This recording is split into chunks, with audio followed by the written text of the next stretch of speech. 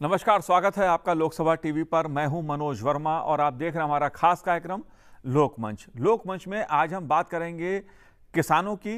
किसानों को लेकर कच्छ में प्रधानमंत्री नरेंद्र मोदी के संबोधन की। प्रधानमंत्री नरेंद्र मोदी ने अपने संबोधन में अनाज, ऊर्जा और आत्मनिर्भरता की बात की, किसानों के अधिकारों की बात की। इस पर आज लोकमंच में चर्चा करेंगे और साथ ही बात करेंगे किसान आंदोलन को लेकर सुप्रीम कोर्ट में सुनवाई की। दिल्ली की सीमाओं पर किसानों की मांग को लेकर धरना प्रदर्शन चल रहा है। सुप्रीम कोर्ट ने इसे लेकर क्या कहा, इस पर भी बात करेंगे। लेकिन सबसे पहले बात प्रधानमंत्री नरेंद्र मोदी के गुजरात में कच्छ में संबोधन की। सबसे पहले सुनते हैं प्रधानमंत्री नरेंद्र मोदी ने क्या कहा। साथियों, हाल में हुए कृषि सुधारों की मांग बरसों से की जा रही थी। अनेक किसान संगठन भी पहले ही मांग करते थे कि अनाज को कहीं पर भी बेचने का विकल्प दिया जाए। आज जो लोग विपक्ष में बैठकर किसानों को भ्रमित कर रहे हैं, वो भी अपनी सरकार के समय इन कृषि सुधारों के समर्थन में थे, लेकिन अपनी सरकार के रहते वो निर्णय नहीं ले पाए, किसानों को झूठे दिलासे देते रहे। आज जब देश ने यह ऐतिहासिक कदम उठा लिया तो यही लोग किसानों को भ्रमित करने में जुट गए हैं। मैं अपने किसान भाई बहनों से फिर एक बार कह रहा हूं, बार बार दोहराता हूं कि उनकी हर शंका के समाधान के लिए सरकार 24 घंटे तैयार है। किसानों का हित पहले दिन से हमारी सरकार की सर्वोच्च प्राथमिकताओं में से एक रहा है। खेती पर किसानों का खर्च कम हो, उन्हें नए नए विकल्प मिले, उनकी आय बढ़े, किसानों की मुश्किलें कम हो, इसके लिए हमने निरंतर काम किया है। मुझे विश्वास है हमारी सरकार की ईमानदार नीयत, हमारी सरकार के ईमानदार प्रयास और जिसको करीब करीब पूरे देश ने आशीर्वाद दिए हैं, देश के हर कोने के किसानों ने आशीर्वाद दिए हैं। मुझे विश्वास है कि किसानों के आशीर्वाद की ये ताकत, देश भर के किसानों के आशीर्वाद की ताकत, जो भ्रम फैलाने वाले लोग हैं, जो राजनीति करने पर तुले हुए लोग हैं, जो किसानों के कंधे पर बंदूकें फोड़ रहे हैं, देश के सारे जागरूक किसान उनको भी परास्त करके रहेंगे। दरअसल प्रधानमंत्री नरेंद्र मोदी जी ने गुजरात में कच्छ में कार्यक्रम में जो कुछ कहा उसके दो मतलब हैं। एक बात तो यह है कि जो मोदी सरकार है वो किसानों के लिए, उनके हितों के लिए लगातार काम कर रही है। प्रधानमंत्री नरेंद्र मोदी जी ने स्वयं कहा कि उनकी सरकार की प्राथमिकता में किसान सर्वोपरि है और पिछले 6 सालों में उनकी सरकार ने तमाम तरह की योजना किसानों के कल्याण के लिए, खेती के विकास के लिए शुरू की हैं। दूसरी बात प्रधानमंत्री जी ने जो किसान आंदोलन चल रहा है उसको लेकर कही। उन्होंने कहा कौन लोग हैं जो किसानों को गुमराह कर रहे हैं, क्योंकि अलग अलग तरह के नारे, अलग अलग तरह की राजनीति किसान आंदोलन के नाम पर देखने को मिल रही है। इसी को आज हम समझेंगे कि एक तरफ सरकार की जो प्राथमिकता है कि देश का किसान आर्थिक दृष्टि से मजबूत हो, खेती का विकास हो, अनाज का अधिक से अधिक उत्पादन हो, किसान को बेहतर विकल्प और बेहतर बाजार मिले, इसके लिए सरकार प्रयास कर रही है। दो खास मेहमान मेरे साथ इस समय स्टूडियो में मौजूद हैं।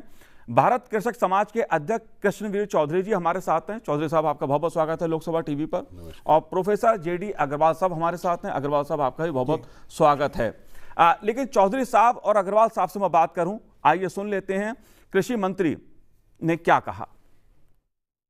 ऑल इंडिया किसान समन्वय समिति के पदाधिकारी आए थे, तमिलनाडु से, तेलंगाना से, महाराष्ट्र से, बिहार से, और सभी लोगों ने पत्र देकर कृषि सुधार बिलों का समर्थन किया है। और उन्होंने कहा है कि लंबे समय से इस प्रकार के बिल आए और किसान को स्वतंत्रता मिले, इसके लिए हम संघर्ष कर रहे थे। मोदी सरकार ने यह नेक काम किसानों के हित में किया है, हम इसका स्वागत करते हैं और इस बिल का पूरा समर्थन करते हैं। ऐसे सभी जो ऑल इंडिया किसान समन्वय समिति के पदाधिकारीगण आए थे विभिन्न राज्यों से, मैं उनको हृदय से बहुत बहुत धन्यवाद देता हूं।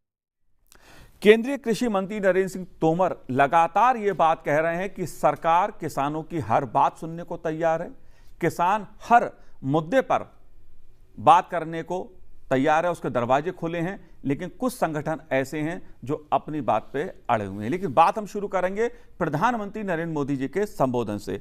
कृष्णवीर चौधरी जी, आपने प्रधानमंत्री जी का संबोधन सुना, उन्होंने किसान के भले की बात की, किसानों के हितों की बात की, किसान के लिए उनकी सरकार कितना काम कर रही है इसकी बात की। आप कैसे देखते हैं? मनोज जी, कच्छ एक उदाहरण है। वो कच्छ जो बर्बाद हो गया था भूकंप से, उस कच्छ को किस तरह से खड़ा किया, ये दुनिया के सामने उदाहरण है जी। और आज गुजरात में जिस तरह से सिंचाई के संसाधन दिए, बिजली दी, पीने का पानी की व्यवस्थाएं दी, वो अपने आप में उदाहरण है। पिछले 15 वर्षों के अंदर कृषि में उत्पादन 1.5 गुना हुआ है। ये कैसे हुआ है? हुआ कैसे जी? ये वहां के किसानों की सोच और बाजार की मांग के अनुरूप जो फसलों में बदलाव किए, जो विविधता की, उसका परिणाम है। पशु उत्पादन, जो पशुओं को पालने का था, पशुओं को पालने में जिस तरीके से गुजरात का किसान आगे बढ़ा और दूध का उत्पादन में उनकी भागीदारी बढ़ी, वो अमूल के कॉन्ट्रैक्ट फार्मिंग का सबसे बड़ा दुनिया का एग्जाम्पल है जी। तो मैं उन लोगों से, अपने मित्रों से एक बात कहता हूं कि वो दूध का कॉन्ट्रैक्ट करता था अमूल, पशु तो नहीं लेगा किसी खोल के। प्रधानमंत्री जी ने कल जो कहा है जी, उससे सीख लेने की जरूरत है। अगर कॉन्ट्रैक्ट महाराष्ट्र में हो रहा है, पंजाब में हो रहा है, उत्तर प्रदेश में हो रहा है, देश के 15 स्टेट में कॉन्ट्रैक्ट फार्मिंग की जा रही है, तो किसी की जमीन छीन ली क्या? जी। जिस तरीके का ढोंग, जिस तरीके की नौटंकी किसानों को बरगला के तुम्हारी जमीन छीन लेंगे, कब्जा कर लेंगे, जमीन पे लोन ले लेंगे, बर्बाद हो जाओगे, मजदूर भी नहीं रहोगे, ये सब क्या है? ये कौन सी राजनीति है देश की? जी, ये सकारात्मकता है या नकारात्मकता है? ये पूरी तरह से नकारात्मकता है। मैं मनोज जी बहुत साफ कह रहा हूं आपसे चैनल में आज कार्यक्रम में कि जो कांग्रेस 2006 से एमएस स्वामीनाथन कमीशन की रिपोर्ट को रद्दी की टोकरी में फेंकने वाली पार्टी, जो कांग्रेस कॉन्ट्रैक्ट फार्मिंग और आप बताइए बाजार को खोलने की वकालत करते करते सत्ता से बाहर हो गई। अरे आपके कृषि मंत्री पूरा चिट्ठियां लिखते रहे मुख्यमंत्रियों को। ये क्या है भाई? क्या तमाशा है आपका?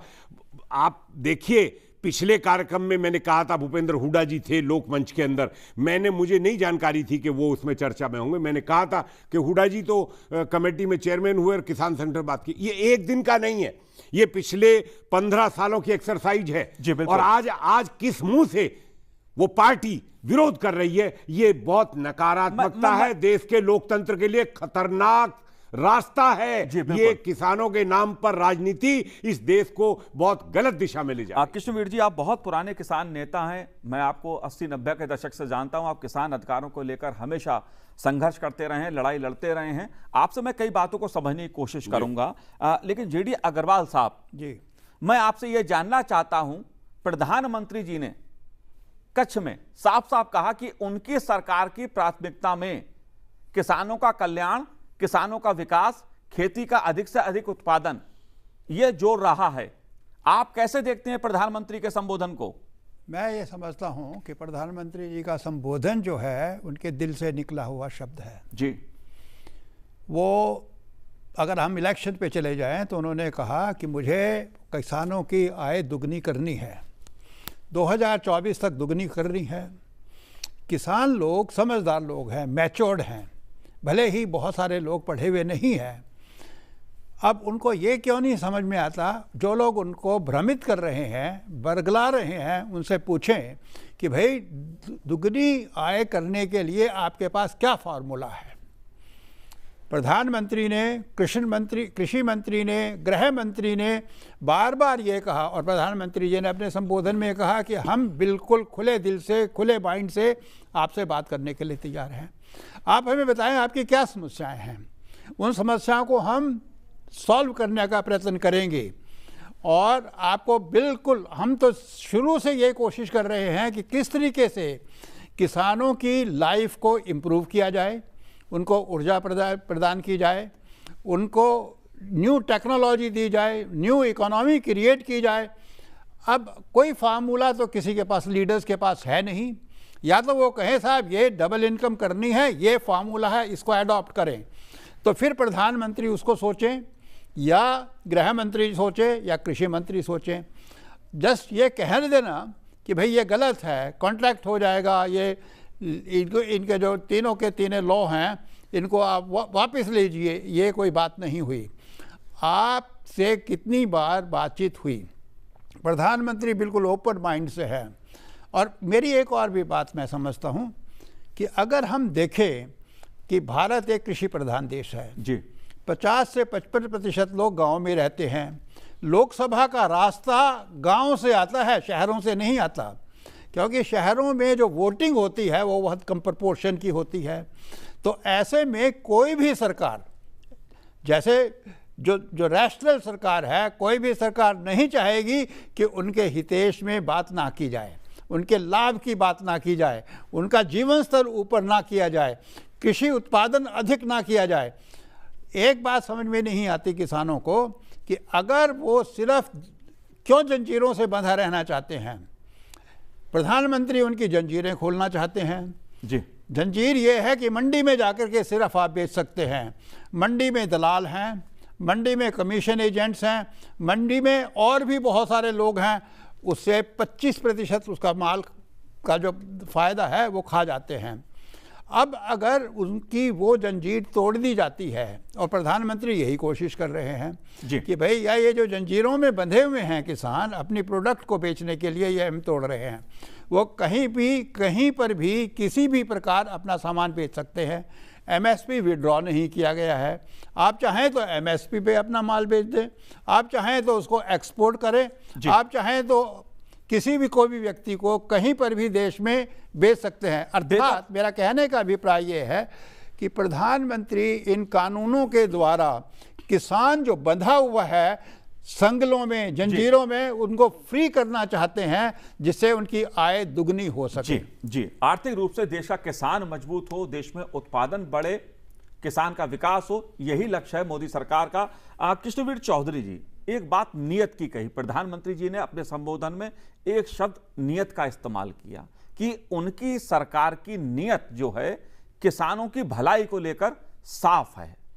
ये नियत का जब सवाल आता है या नियत का शब्द जब आता है, अगर हम 6 सालों की बात करें और उससे पहले लंबे समय कांग्रेस की सरकारें रही हैं, आज प्रधानमंत्री जी साफ साफ कह रहे हैं किसानों से कि उनकी सरकार उनके लिए है। आप लंबे समय से किसानों के लिए संघर्ष कर रहे हैं, आप कैसे देखते हैं इस सरकार की 6 साल की जो कृषि नीतियां रही हैं, उसे आप कैसे देखते हैं? क्योंकि आज सड़कों पर जो लोग नारे लगाते हैं प्रधानमंत्री जी के खिलाफ, सवाल उनको लेकर भी उठ रहे हैं, आप कैसे देखते हैं? कौन है वो लोग? जी, सवाल इस बात का है। मेरा सवाल है कौन है वो लोग? वो 8% लोग इस देश में एमएसपी जिनको मिलती है, उसमें पंजाब सबसे बड़ा हिस्सेदार है। और जिनको एमएसपी मिल रही है, जिनको सरकार आज भी गारंटी दे रही है, जिनकी मंडियों की सरकार लिखित में गारंटी दे रही है, 22,000 हाट को किसानों की मंडी सरकार बनाने की बात कर रही है, 10,000 एफपीओ किसानों के लिए बनवाने के लिए सरकार बात कर रही है, किसानों के लिए ई प्लेटफॉर्म ट्रेडिंग के लिए कर रहे हैं, किसानों को सीधे उपभोक्ता से खड़ा करने के लिए 1 लाख करोड़ की व्यवस्था मोदी जी की सरकार ने क्लस्टर बनाने के लिए 12-12, 15-15 गांव के बीच में जिस मांग को हमारा जीवन चला गया, जिस मांग के लिए बाजार खोलने की मांग के लिए महेंद्र सिंह टिकैत आज इस दुनिया में नहीं है, 27 साल से किसान यूनियन मांग कर रही थी। मेरा सवाल आज उन लोगों से है कि आप किस मुंह से विरोध कर रहे हैं? उद्देश्य क्या है? अगर उद्देश्य साफ है तो आपने कितने एफपीओ बनवाए, आपने कितने बाजार में लोगों को खड़ा किया है? अगर आप यही चाहते हैं कि पंजाब के तमाम आड़ती लोगों को इकट्ठे कर करके और यहां बड़ी बड़ी गाड़ियों में लाके और दिल्ली का रास्ता ब्लॉक करके इसी से किसान का भला होगा, तो एक किसान हित ऐसी बात नहीं है। मनोज जी, सवाल आज सरकार के सामने, देश के सामने उन 92% लोगों का है जिनको आज तक उनकी उपज का लाभकारी मूल्य तो दूर रहा, उनका शोषण हुआ है। उनको छोटे लोगों ने कम दाम पर गांव में खरीद लिया, उसके बाद कस्बे में आके बिका, कस्बे से बड़ी मंडी में आया और बड़ी मंडी से उपभोक्ता तक गया। अरे 3 रुपए 4 रुपए किलो सब्जी बेचता है, अभी शर्म आनी चाहिए। 4 दिन नहीं हुए हैं 1 रुपए किलो हरियाणा के किसान को गोभी बेचनी पड़ी इसलिए कि आपने सड़क जाम कर रखी है। क्या अपराध है उस आदमी का जिसने बीज लगाया, सिंचाई करी, खाद लगाया, दवाई लगाई? आज दुर्गति हो रही है जी। ये सब इसलिए कि आप नीतियों पे जाइए। प्रधानमंत्री मोदी जी की नीति और नियत पर, बात याद रखिए, नीति और नियत पर जो लोग सवाल उठाना चाहते हैं वो लोग समझ नहीं पा रहे हैं और वो लोग इस देश की दिशा में सबसे बड़ा रोड़ा बनने का प्रयास कर रहे हैं। इस देश के विकास में वो बाधा खड़ी करने का प्रयास कर रहे हैं। वो देश के वफादार नहीं है। उनके तार कहीं ना कहीं अंतर्राष्ट्रीय ताकतों से जुड़े हुए हैं जो भारत को तोड़ फोड़ने के लिए और भारत के किसानों के विकास को रुकवाने के लिए है। और मैं नाम नहीं लेना चाहता हूं, लेकिन ये अंतर्राष्ट्रीय स्तर की बहुत बड़ी कई ताकतें लग गई हैं क्योंकि मोदी जी ने इस किसान को मजबूत करने का जो बीड़ा उठाया, ये अंतर्राष्ट्रीय ताकतें पचा नहीं पा रही जी। कृष्णवीर जी, आपने अगर ये बात बोली है कि अंतर्राष्ट्रीय स्तर पर एक साजिश देखने को मिल रही है, लेकिन कुछ दल ऐसे भी हैं, कुछ विपक्षी दल ऐसे भी हैं जिन्हें इस देश की जनता ने चुनाव में नकार दिया, लेकिन वो अब किसानों के नाम पर एक दूसरी राजनीति कर रहे हैं। वो भी ये देश देख रहा है, इसे भी मैं आपसे समझूंगा। लेकिन अग्रवाल साहब, मैं आपसे ये जानना चाहता हूं कि पिछले 6 साल में चाहे न्यूनतम समर्थन मूल्य की बात हो, मोदी सरकार ने उसको भी बढ़ाया। तमाम तरह की योजनाओं, फसल बीमा योजना हो या दूसरी योजना हो कृषि से जुड़ी हुई, लगातार उसका जो बजट है कृषि का, उसको भी बढ़ाया गया। आप कैसे देखते हैं सरकार की नीयत को? सरकार की नीयत का सवाल मैं इसलिए बार बार उठा रहा हूं क्योंकि आज विपक्षी दल सवाल उठा रहे हैं मोदी सरकार पर। जो कानून मोदी सरकार ने बनाए हैं, जिन 3 कानून की बात हो रही है, उन्हीं कानून को लेकर कांग्रेस पार्टी के नेता सदन में भी भाषण देते थे और इसका समर्थन करते थे। अपने चुनाव घोषणा पत्र में भी उन्होंने कहा था कि अगर उनकी सरकार आएगी तो वो इसी तरह के कानून बनाएगी। अगर मोदी सरकार ने वो कानून बना दिए तो हंगामा क्यों? ये आपने बहुत अच्छा प्रश्न किया। एक बात है कि मोदी सरकार की नीयत, दूसरी चीज़ सरकार की नीति जी। वो नीति तैयार होती है नीति आयोग में, जो ज़्यादातर लोग एक्सपर्ट्स हैं, ब्यूरोक्रेट्स हैं, इकोनॉमिस्ट हैं, जो अपने आप डिस्कस करते हैं, डिसाइड करते हैं, लोगों से सहायता लेते हैं, उसको फिर प्रधानमंत्री, कृषि मंत्री या गृह मंत्री के सामने रखा जाता है। तो उसको फिर डिस्कस किया जाता है, डिसाइड किया जाता है कि इससे देश में किस प्रकार से लोगों की भलाई हो सकती है जी, कॉमन मैन की किस प्रकार से भलाई हो सकती है। मोदी जी की सदा ये प्रयत्न रहा है मेरे विचार से पिछले 6 सालों में कि किस प्रकार से न केवल किसानों को बल्कि आम आदमी को ज़्यादा से ज़्यादा फ़ायदा पहुंचाया जा सके। बजट को उठा लें, आप देखिए किस प्रकार से एलोकेशंस हुई, किस प्रकार से सब्सिडीज़ दी गई, किसानों को सब्सिडीज़ दी गई, आम आदमी को सब्सिडी दी गई, और किस प्रकार से उनके जीवन स्तर को उठाने का प्रयत्न किया गया है। मैंने जब ये लॉज देखे और ये जब बाद में कंट्रोवर्सी शुरू हुई, अगर मुझे ये लगता, मैं एक प्रोफेसर हूँ और मेरी एज 74 है जी, मैं भी शायद इस एजिटेशन में चला जाता, लेकिन मैं कन्विंस नहीं हूँ इस एजिटेशन से। ये गलत है, ये देश के हित में नहीं है, किसानों के हित में मेरे विचार से नहीं है, आम लोगों के भी हित में नहीं है। अगर एक व्यक्ति को जो छोटा मोटा थोड़ा जितना भी उसने प्रोड्यूस पैदा किया है उसको सिर्फ मंडी के द्वारा ही बेचना है तो वो तो एक्सप्लॉइटर होगा ही होगा। अगर वो चाहता है कि अपने पड़ोसी को भी बेच दे, वो भी नहीं कर सकता। और अगर उसको एक फैसिलिटी दी जा रही है कि आप इसको एक्सपोर्ट कर सकते हैं जी, तो उसकी आमदनी बढ़ेगी। उसकी आमदनी किस तरीके, मेरा एक फिर प्रश्न मैं ही वो बार बार रिपीट करता हूं कि जो लोग इस एजिटेशन को भ्रमित करने की कोशिश कर रहे हैं, बुखलाने की कोशिश कर रहे हैं सीधे साधे किसानों को, वो ये बताएं कि भैया आपका मॉडल क्या है कि इनकी आय को बढ़ाया जा सके। इंडिपेंडेंस के बाद 73-74 साल में क्या किसानों की दशा इम्प्रूव की है, और नहीं की तो क्यों नहीं की, और अगर मोदी जी ये कर रहे हैं तो भाई आपके पेट में दर्द क्यों हो रहा है? कृष्णवीर जी, एक सवाल बार बार जो इस आंदोलन के समर्थक हैं वो उठाते हैं, साहब ये 3 कानून मांगे किसने थे, आपने दे क्यों दिए? ये कानून मांग कौन रहा था? लेकिन जब हम आंकड़ों में देखते हैं, कागजों में देखते हैं, संसद के अंदर की कार्रवाई को देखते हैं तो पता लगता है कपिल सिब्बल साहब संसद में इस मांग का समर्थन करते हैं। जब हम समाचार पत्र पुराने देखते हैं तो पता लगता है कि शरद पवार साहब जब कृषि मंत्री थे, खाद्य मंत्री थे, तो चिट्ठियां लिख रहे थे मुख्यमंत्रियों को। तो किसकी नीयत में अंतर है, देश ये जानना चाहता है। मनोज जी, आज एक बहुत बड़ा सवाल कहूं क्या? जी कहिए, बिल्कुल कहिए। अगर इस देश का किसान इतना रईस हो गया है, जो हालात वहां आंदोलन में हो रहे हैं, तो फिर गरीब हम कहां बचे? फिर एमएसपी कैसी और किसकी? देश का गरीब वो नहीं है। देश के गरीब की हकीकत वो है जिसके तन पर सर्दी में तन ढकने के लिए कपड़ा नहीं है। देश का गरीब वो है जो 6,000 रुपए के 2,000 रुपए की किस्त का इंतजार करता है कि मैं 2,000 रुपए से बीज खरीद लूंगा और अगले 2,000 से सिंचाई के लिए डीजल और खाद खरीद लूंगा, कृषि के लिए दवाई खरीद के अपने के लिए बचाने के लिए काम। वो है इस देश की हकीकत। इस देश के किसान की आमदनी अगर आप देखना चाहते हैं तो वो हकीकत है इस देश की। ये हकीकत नहीं है जो आंदोलन में हो रहा है, ये हकीकत नहीं है।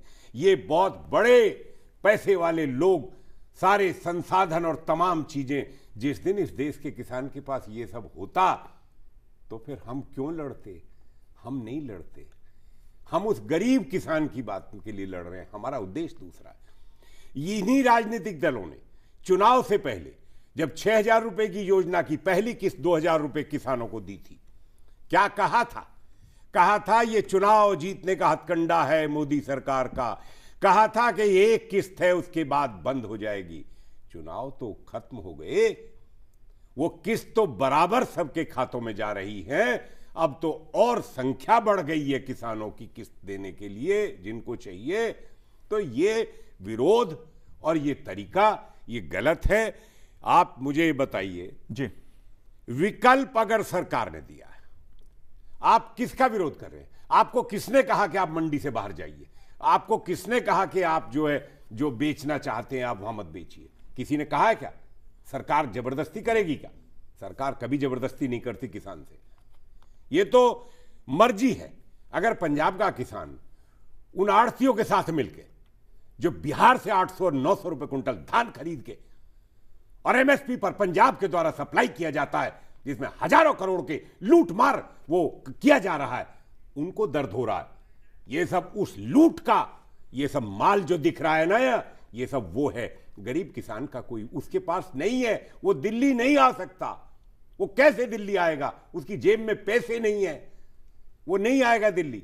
तो उस गरीब की किसान के लिए ये सरकार जो योजनाएं ला रही है, बीमा, फसल बीमा योजना पे मैं आपसे एक पॉइंट कहना चाहता हूं। इस सरकार ने रबी का 1.5% और खरीफ के 2% पर कर, केंद्र सरकार उसको पैसा देती है, प्रदेश सरकारें अपना अंशदान देती है। 3 सालों के अंदर हम भी बराबर उस पर उंगली उठा रहे थे कि भाई किसानों को कितना पैसा जा रहा। ये जो पैसा केंद्र सरकार और प्रदेश सरकार देती है और किसानों से जो किस्त दी जाती है, उसका तो सब कंपनियां रख रही हैं, किसानों को तो नहीं लाभ हो रहा। लेकिन 3 सालों के अंदर अब जो हमने रिकॉर्ड मांगा है और देखा है, टोटल पैसे का 87% धनराशि किसानों को बीमा के उसमें अदा की गई है। 87%। जी, ये उन मित्रों के लिए है जिनको जानकारी नहीं है। सवाल यह है कि आप हेल्थ का बीमा कराते हैं, जरूरी है कि हम हर बार हॉस्पिटल में होंगे और पैसा लेंगे? ये तो जरूरी नहीं है। तो वही फसल का है। लेकिन ये बीमा तो पूरे देश के किसानों का होता है। जी। और पूरे देश के पैसे का हिसाब मैंने आपसे कहा है। विकल्प का विरोध गलत हो रहा है। इस सरकार ने 50% लाभकारी मूल्य लागत पर जोड़कर देने वाली लेकिन कश्मीर चौधरी साहब, सवाल जो मैंने पूछा कि ये कानून मांग कौन रहा था? क्या किसान संगठन चाहते थे? देश के किसान संगठन। मैंने पहले राउंड में कहा था कि चौधरी महेंद्र सिंह टिकैत की सबसे पहली मांग थी कि इस देश में सुई भी बनती है, वो अपनी सुई का भाव खुद तय करता है, अपनी मर्जी से बेचता है, तो किसान ही मंडी के हवाले क्यों कर रखा है? किसानों को खुला बाजार का अधिकार क्यों नहीं मिलता? ये तो 27 साल की मांग थी चौधरी महेंद्र सिंह टिकैत की। यह आज की मांग नहीं है। इस देश के पहले कृषि मंत्री डॉक्टर पंजाब राव देशमुख हुए, उन्होंने कहा, जो कृषक समाज के जिन्होंने स्थापना की, उन्होंने कहा कि जब तक किसानों को बाजार में नहीं खड़ा किया जाएगा, जब तक उपभोक्ता से नहीं जोड़ा जाएगा, उसका शोषण होता रहेगा। चौधरी चरण सिंह ने विद्वान व्यक्ति थे, अर्थशास्त्री थे, प्रधानमंत्री रहे, उन्होंने कहा कि किसानों को जब तक उपभोक्ता से नहीं जोड़ेंगे, बाजार से नहीं जोड़ेंगे, उसका शोषण होता है। जी बिल्कुल। ये वो लोग विरोध कर रहे हैं जो बिचौलियों के जो दलाली अब तक खाई जा रही थी, ये विरोध उनके द्वारा है, किसी व्यक्ति का नहीं है विरोध। इसीलिए गुजरात में कच्छ में प्रधानमंत्री नरेंद्र मोदी जी ने कहा किसानों को भ्रमित करने की साजिश चल रही है, षड्यंत्र चल रहा है, और किसानों के नाम पर जो लोग राजनीति कर रहे हैं, दरअसल वो कहीं ना कहीं किसानों की भावनाओं के साथ एक खिलवाड़ कर रहे हैं। क्योंकि सरकार कह रही है बातचीत करने के लिए आइए, हमारे दरवाजे बातचीत के लिए खुले हैं, लेकिन जो इसमें राजनीतिक दल घुस आए हैं, राजनीतिक कार्यकर्ता घुस आए हैं, वो किसानों के नाम पर कहीं ना कहीं अपनी राजनीतिक रोटियां सेकने का काम कर रहे हैं। गुजरात में क्या कुछ और कहा था प्रधानमंत्री नरेंद्र मोदी जी ने, इस पे भी हम चर्चा करेंगे। फिलहाल समय एक छोटे से ब्रेक का है, आप देखते रहिए लोकसभा टीवी।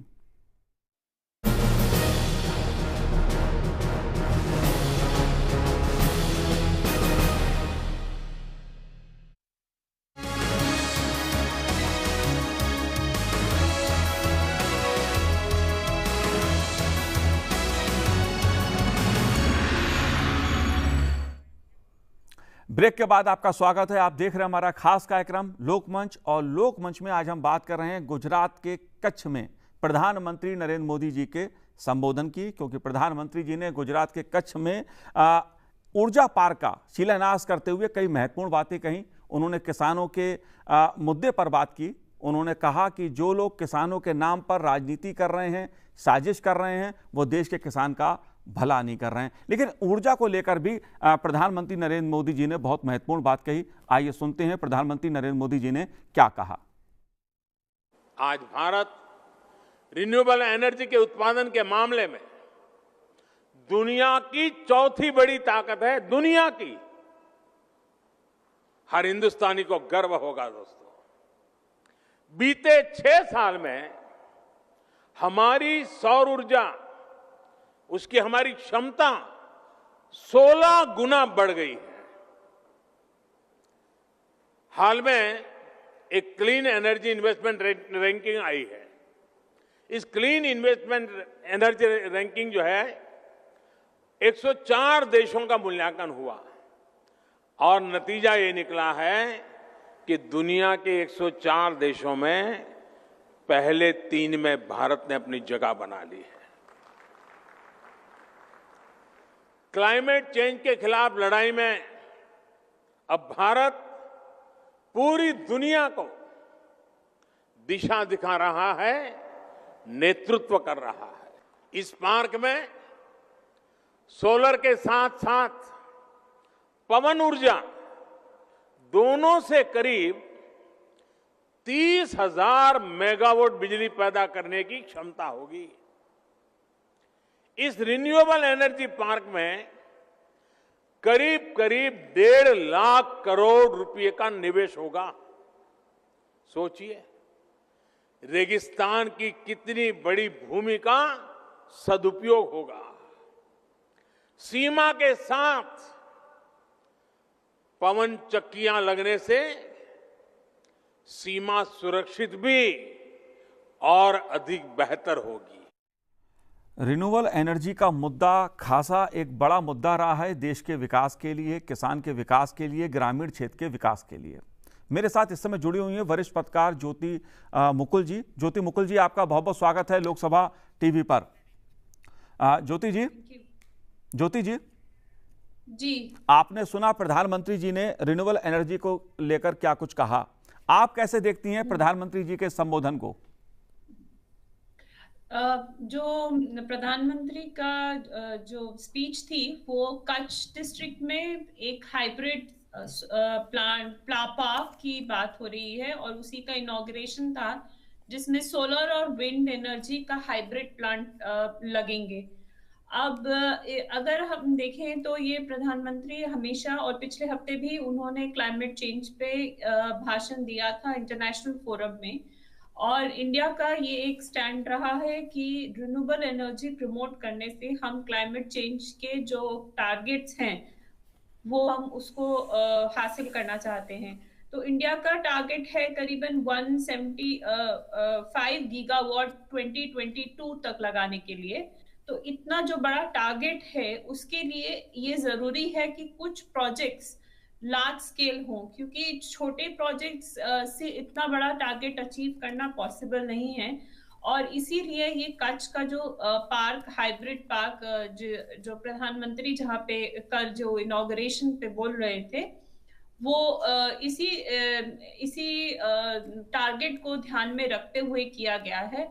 और जो उन्होंने एक और चीज वहाँ पे बोली वो ये थी कि कच्छ जो डिस्ट्रिक्ट है वो काफी पहले पिछड़ा हुआ था और इस तरह की परियोजनाओं से वो चाहते हैं कि उस जगह का विकास भी हो।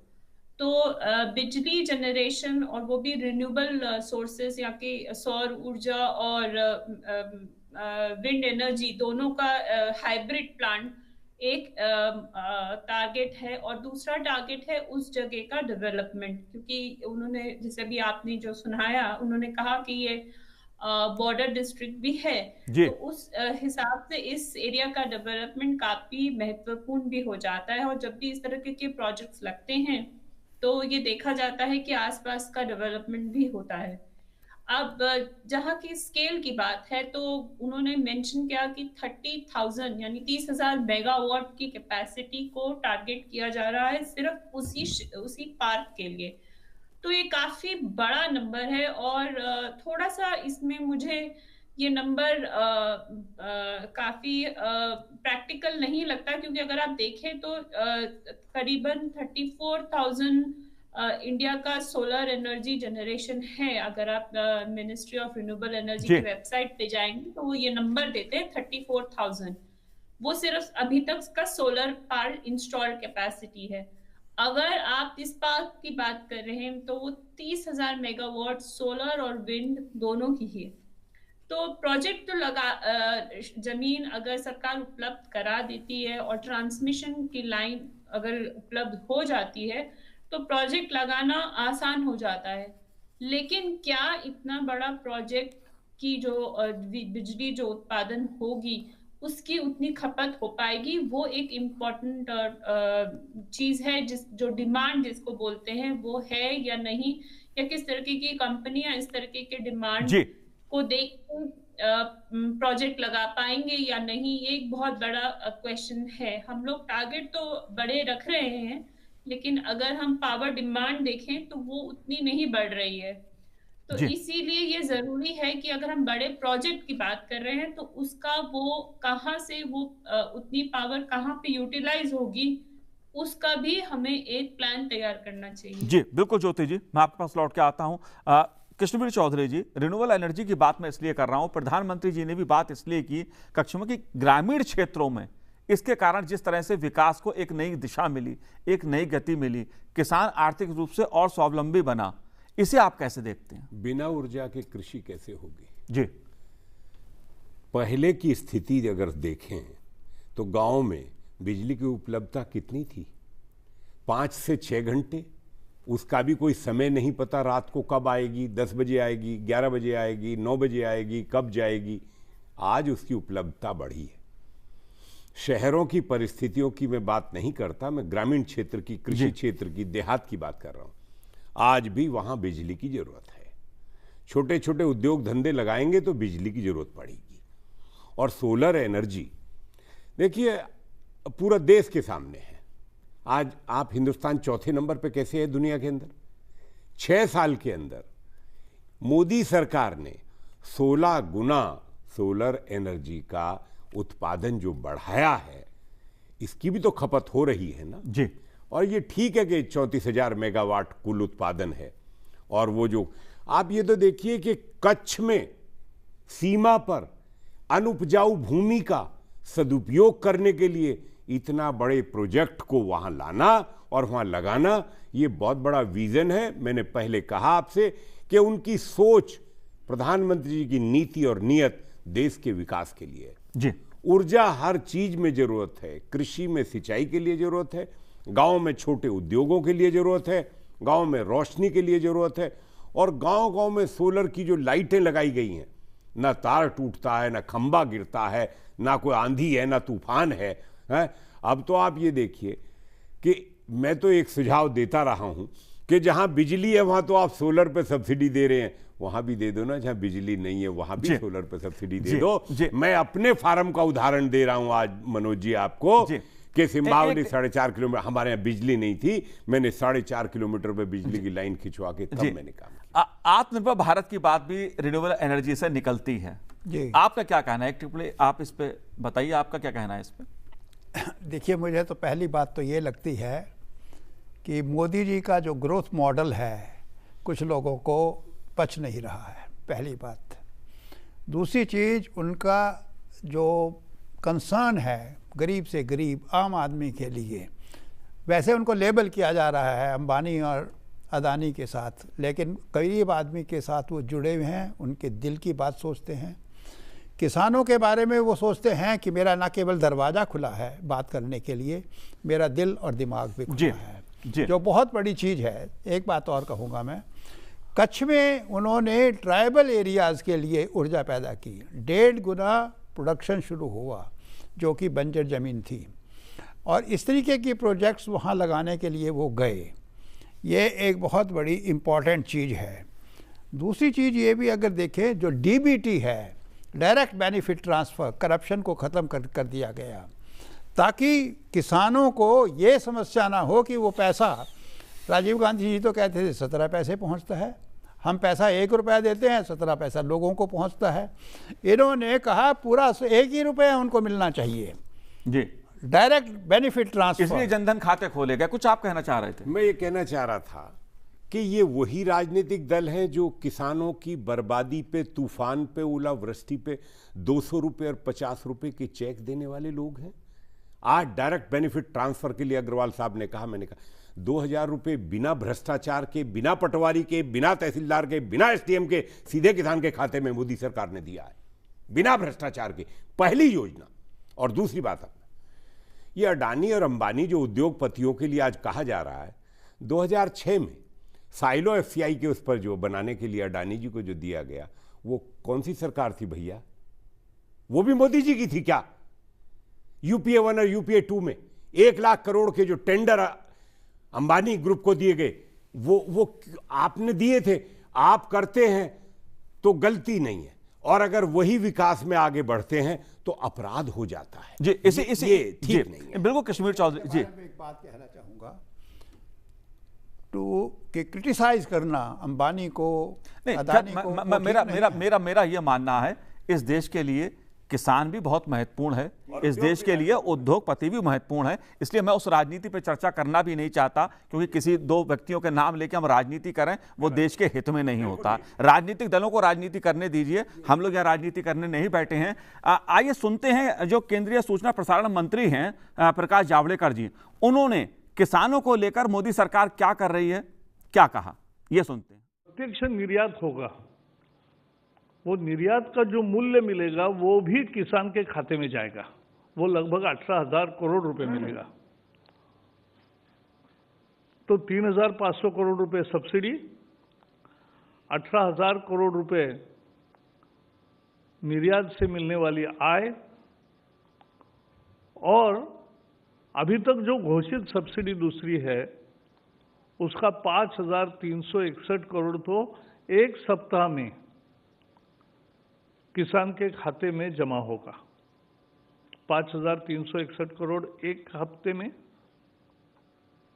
और निर्यात का व्यवहार होने के बाद निर्यात का मूल्य जैसे आएगा, बिल आएगा, वैसे वो पैसे भी किसान के खाते में, और 3,500 करोड़ रुपए सब्सिडी वो भी किसान के खाते में जमा होगी, क्योंकि लगभग हर किसान का कुछ न कुछ बकाया बाकी है। तो बकाये के एवज में ये रकम उनके खाते में जमा होगी, और ये सब्सिडी किसानों को राहत देगी। 5 करोड़ किसान और उनके परिवार जन उससे बेनिफिट होंगे, और 5 लाख मजदूर भी है। जब उद्योग ठीक तरीके से चलता है तो मजदूरों का भी भविष्य ठीक रहता है, और इसलिए 5 करोड़ किसानों के फायदे का, 5 लाख मजदूरों के फायदे का, किसान के खाते में सीधे सब्सिडी जाने का 3,500 करोड़ आज घोषित सब्सिडी, 5,361 करोड़ पहले घोषित हुई सब्सिडी तो 1 हफ्ते में मिलेगी, और उसके साथ साथ लगभग 18,000 करोड़ रुपए जो निर्यात से प्राप्त होगा वो भी किसान के खाते में जाएगा। किसान आंदोलन का जो मामला है वो सुप्रीम कोर्ट में पहुंच गया, उस पर सुनवाई भी हो रही है, इस पे भी हम चर्चा करेंगे। लेकिन मेरे साथ ज्योति मुकुल जी जुड़ी हुई हैं। रिन्यूएबल एनर्जी का मुद्दा ग्रामीण क्षेत्र के लिहाज से भी बहुत महत्वपूर्ण है। ज्योति मुकुल जी, आपकी मैं एक टिप्पणी और लेना चाहता हूं रिन्यूएबल एनर्जी पे, जो प्रधानमंत्री जी ने बात की, सबसे बड़ा ऊर्जा पार्क गुजरात के कच्छ में बन रहा है, आपका इस पे और क्या कुछ कहना है? देखिए, हम थोड़ा बात कहीं और चली गई थी, लेकिन अगर आप देखें कि पावर प्लांट जब भी कोई लगता है, चाहे वो रिन्यूएबल हो या कोल बेस्ड पावर प्लांट हो या कोई भी जो कारखाना लगे या किसी भी चीज की, तो उसका जो उसमें जो उत्पादन होता है उसकी खपत जरूरी है। अब ग्रामीण क्षेत्र में बिजली की समस्या है, और ग्रामीण क्षेत्र में बिजली भी चाहिए, इस पे कोई दो राय नहीं है। लेकिन ग्रामीण क्षेत्र में से कितनी डिमांड है, क्या उतनी बिजली की जरूरत है या नहीं, ये एक बहुत बड़ा क्वेश्चन है, जो कोई भी प्रोजेक्ट लगाने से पहले या कोई भी फैक्ट्री लगाने से पहले उसको जांचना जरूरी है, क्योंकि इसमें इन्वेस्टमेंट जाती है, चाहे वो प्राइवेट सेक्टर की हो या वो सरकारी। मोस्ट लाइकली ये पार्क में सरकारी तो नहीं, लेकिन प्राइवेट सेक्टर की ही इन्वेस्टमेंट होगा। तो इसलिए कोई भी इन्वेस्टमेंट करने से पहले अगर उस क्षेत्र में उतनी डिमांड है या नहीं, उसका जांच करना ही ज्यादा जरूरी है। हम इसको एक पॉलिटिकल मुद्दा ना बना के, अगर हम इसको एक प्योर बिजनेस या सोशल इकोनॉमिक एस्पेक्ट से देखें, तो हमें रिन्यूएबल एनर्जी की जरूरत है, हमें सौर ऊर्जा की भी जरूरत है, हमें विंड एनर्जी की भी जरूरत है। और इसीलिए अगर आप देखें तो पिछले साल लगभग पावर डिमांड उससे पिछले साल से बराबर ही थी, करीबन 0.95% ही बढ़ी थी, लेकिन रिन्यूएबल एनर्जी की डिमांड करीबन 3% से ऊपर बढ़ी थी। सिमिलरली अगर आप इस साल का देखें तो पावर डिमांड लॉकडाउन की वजह से, कोविड की वजह से, कुछ कारखाने बंद रहने, थोड़े दिन बंद रहने की वजह से, क्यूमुलेटिवली अगर आप देखें अक्टूबर तक के फिगर सरकारी वेबसाइट्स पे अवेलेबल हैं, तो वो नेगेटिव थी। लेकिन रिन्यूएबल एनर्जी की डिमांड बढ़ी है, तो इसकी 2 वजह है। एक तो रिन्यूएबल एनर्जी को मस्ट रन स्टेटस देते हैं सरकारें, जो स्टेट्स हैं जो बिजली जब खरीदती हैं तो वो रिन्यूएबल एनर्जी की जो बिजली है वो प्रायोरिटी पे खरीदती है। तो एक ये बहुत बड़ा एक फैसिलिटेटर है रिन्यूएबल एनर्जी के लिए, कि अगर जो सरकारी कंपनियां जो बिजली घरों तक या कारखानों तक पहुंचाती हैं वो रिन्यूएबल एनर्जी प्रायोरिटी पे खरीदती हैं, तो अगर ओवरऑल डिमांड कम भी है वो इस बिजली को खरीदते हैं। और दूसरी वजह ये है रिन्यूएबल एनर्जी की आगे बढ़ने की, कि जो रेट है बिजली के, जो सोलर पावर है, अब 2 रुपए पर यूनिट पे भी एक लेटेस्ट टेंडर गया है। तो इस तरह से रिन्यूएबल एनर्जी की जो प्राइस है वो कम हुआ है, तो उससे वो खरीदने में भी आसानी रहती है। तो एक तरफ तो कमर्शियल इश्यूज हो गए कि जहां आप उसकी कॉस्ट कम हो रही है और आप उसको प्रायोरिटी दे रहे हैं, और दूसरी तरफ ये है कि आप उसमें इन्वेस्टमेंट करें। तो जब भी ये दो चीजें करी जाती हैं, उसमें आपको स्केल और डिमांड अपने ज्योति जी रिन्यूएबल एनर्जी पे बात करने के लिए हमसे आपका बहुत बहुत शुक्रिया, बहुत बहुत धन्यवाद। आप कुछ कहना चाह रहे थे? मैं ये कहना चाहता हूं मनोज जी कि मोदी जी ने अपने संबोधन में दो शब्दों का प्रयोग किया, बहुत बातें कही। एक न्यू टेक्नोलॉजी, न्यू इकोनॉमी। जी, भारत की हर क्षेत्र में न्यू टेक्नोलॉजी की जरूरत है। कृषि में एज ओल्ड टेक्नोलॉजी चल रही है, हल चल रहा है, वही किसान का बुल्स चल रहे हैं और वो बहुत गरीब है। पूरी रात हरियाणा में, पंजाब में लोग 2-2 बजे तक इसलिए बैठे रहते, उत्तर प्रदेश में, कि 2 बजे तक की बिजली आएगी फिर ट्यूबवेल चलाएंगे। ये दशा थी पहले। तो न्यू टेक्नोलॉजी की ज़रूरत है, न्यू इकोनॉमी की ज़रूरत है।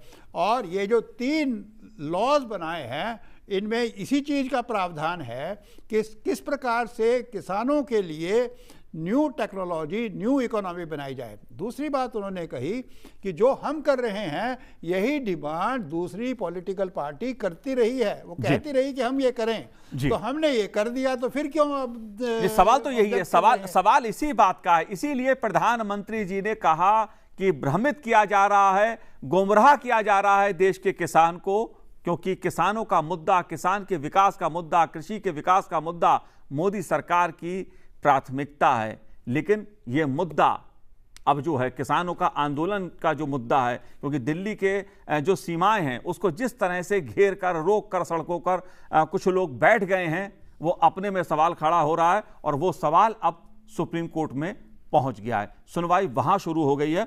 आप कैसे देखते हैं इस पूरे मुद्दे को? सुप्रीम कोर्ट में एक तो पहुंचना, दूसरा सुप्रीम कोर्ट ने भी इस मुद्दे पर चिंता जाहिर की है। केंद्र सरकार, पंजाब सरकार और हरियाणा सरकार को नोटिस भी जारी किए हैं। साथ ही कोर्ट ने यह कहा है कि इस मामले पर एक कमेटी गठित की जाएगी जो इस मामले को सुलझाएगी, क्योंकि राष्ट्रीय मुद्दा सहमति से सुलझना जरूरी है। इसे आप कैसे देखते हैं कृष्णवीर चौधरी जी? जब राष्ट्रीय मुद्दे की बात आएगी तो सुप्रीम कोर्ट के सामने उस गरीब की भी बात आएगी जी।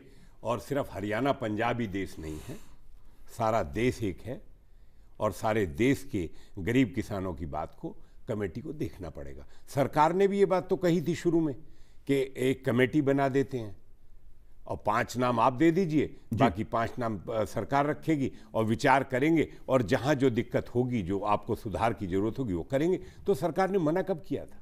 सरकार ने कमेटी बनाने का प्रस्ताव रखा था। वो तो बात ही करने को तैयार नहीं है, क्योंकि उनका एजेंडा जो है कुछ और है। बात एजेंडा की आ गई है, बात किसान का एजेंडा नहीं है, एजेंडा कहीं और से ऑपरेट हो रहा है। मोड ऑफ ऑपरेंडी कहां से हो रहा है? ये कौन लोग हैं? हिंदुस्तान में राजनीतिक दल है। आप सब चीज जानते हैं कृष्णवीर चौधरी जी, आप बहुत पुराने किसान नेता हैं। मैं इसलिए बात को, राजनीति की बात मैं नहीं कर रहा हूं, क्योंकि सुप्रीम कोर्ट ने कहा है कि राष्ट्रीय मुद्दा सहमति से सुलझना चाहिए। प्रधानमंत्री जी भी देश पहले, नेशन फर्स्ट, राष्ट्र की बात करते हैं, बार बार वो राष्ट्र के विकास की बात करते हैं, और यहां पर आंदोलन के नाम पर जिस तरह की जिद देखने को मिल रही है, उसे आप कैसे देखते हैं? कौन लोग हैं वो देश के हित में नहीं है, किसान के हित में नहीं है, और उसकी जो परिस्थितियां सामने आ रही हैं देश भी समझ रहा है। किसान तो समझ ही गया है, देश का किसान समझ गया कि कौन लोग हैं, इनका उद्देश्य क्या है, कौन कौन सी ताकतें उसके अंदर हैं, किस तरीके की नारेबाजी वहां हो रही है, किस तरीके का एलिमेंट वहां उसमें सब घुस गया है। ये किसान आंदोलन है या कुछ और है?